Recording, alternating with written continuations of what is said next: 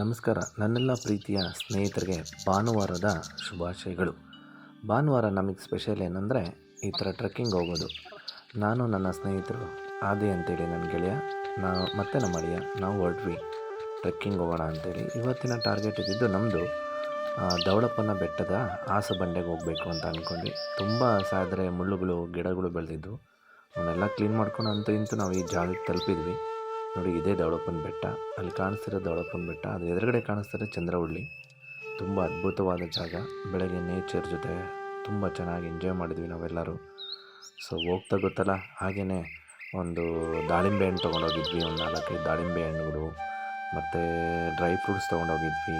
ಅಲ್ಲಿ ಹೋದ್ಮೇಲೆ ಸ್ವಲ್ಪ ಹೊತ್ತು ರೆಸ್ಟ್ ಮಾಡಿ ಧ್ಯಾನ ಮಾಡಿಕೊಂಡು ಡ್ರೈ ಫ್ರೂಟ್ಸ್ ಎಲ್ಲ ತೊಗೊಂಡು ತಿಂದು ಸ್ವಲ್ಪ ಹೊತ್ತು ಯೋಗ ಮಾಡ್ಕೊಂಡ್ವಿ. ಹಾಗೆ ಸ್ವಲ್ಪ ತಮಾಷೆ ನೋಡ್ತಿರಲ್ಲ, ಇಬ್ಬರು ನಾವು ಜಂಪ್ ಮಾಡೋದು ಇದೆಲ್ಲ ಒಂದು ತಮಾಷೆ ಮಾಡ್ಕೊತ ಹಂಗೆ ಫೋಟೋ ಶೂಟು ಮಾಡ್ಕೊಂಡ್ವಿ.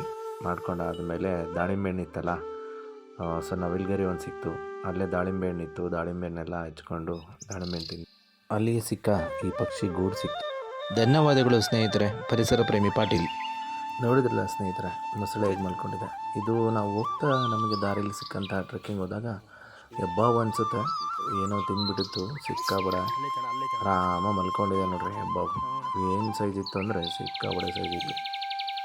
ನಾವು ಹತ್ರ ಹೋಗಲಿಲ್ಲ, ಜಸ್ಟ್ ದೂರದಿಂದ ಒಂದು ಫೋಟೋ ತಗೊಂಡು ವಿಡಿಯೋ ಮಾಡ್ಕೊಂಡಿವಿ ಅಷ್ಟೇ. Thank you. ಆಮೇಲೆ ನಂದು ಪರಿಸರ ಪ್ರೇಮಿ ಪಾಟೀಲ್ ಅಂತೇಳಿ ಯೂಟ್ಯೂಬ್ ಚಾನಲ್ ಇದೆ, ದಯವಿಟ್ಟು ಸಬ್ಸ್ಕ್ರೈಬ್ ಮಾಡ್ಕೊಳ್ಳಿ. Thank you so much.